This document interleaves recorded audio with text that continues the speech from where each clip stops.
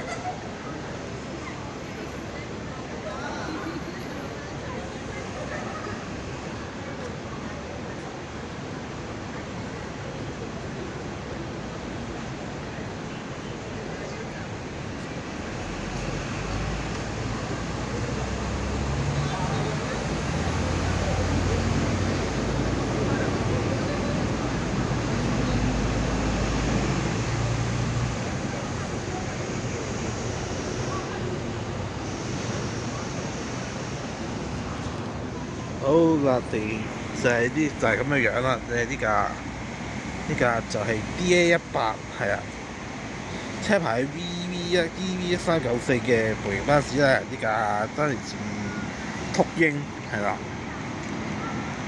跟住就影低個車牌先啊。